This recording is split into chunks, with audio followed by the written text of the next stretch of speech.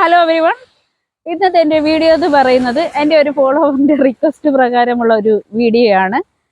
അഗത്തി എയർപോർട്ടിനെ കുറിച്ചുള്ള ഒരു വീഡിയോ ആണ്. നമുക്കറിയാവുന്ന കാര്യമാണ്, ലക്ഷദ്വീപിലെ ഏക എയർപോർട്ടാണ് അഗത്തി എയർപോർട്ട് എന്ന് പറയുന്നത്. ഇന്ത്യയിൽ തന്നെ ഏറ്റവും ചെറിയ എയർപോർട്ടുകളിലൊന്നാണ്. എന്നാൽ ഏറ്റവും ചെറിയ എയർപോർട്ട് അഗത്തി എയർപോർട്ട് അല്ല. അത് അറിയാവുന്നവർ ഒന്ന് കമൻറ്റ് ചെയ്യുക. 3 വശങ്ങളും വെള്ളത്താൽ ചുറ്റപ്പെട്ടതാണ് കൊണ്ട് തന്നെ കാണാൻ അതിമനോഹരമായ കാഴ്ചയാണ് ലാൻഡിങ്ങിന്റെ ടൈമിലും ടേക്ക് ഓഫിന്റെ ടൈമിലും നമുക്ക് കാണാൻ വേണ്ടി സാധിക്കുന്നത്.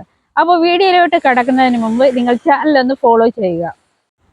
1988 എയർ സ്ട്രിപ്പ് നിർമ്മിച്ചത്. 1988 ഏപ്രിൽ 18 ഇതിന്റെ ഇനാഗുറേഷൻ ചെയ്യപ്പെട്ടു. തുടക്ക കാലഘട്ടത്തിൽ ടെർമിനൽ ഒരു ചെറിയ താൽക്കാലിക ഘടനയിൽ സ്ഥാപിച്ചു.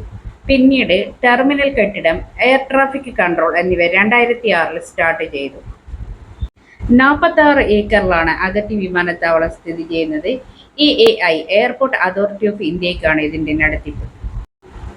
1291 മീറ്റർ നീളവും 30 മീറ്റർ വീതിയുമാണ് ഉള്ളത്. ടെർമിനൽ ബിൽഡിംഗ് നിൽക്കുന്നത് 556 സ്ക്വയർ മീറ്ററിലും 150 പാസഞ്ചർ കപ്പാസിറ്റിയാണ് ഉള്ളത്.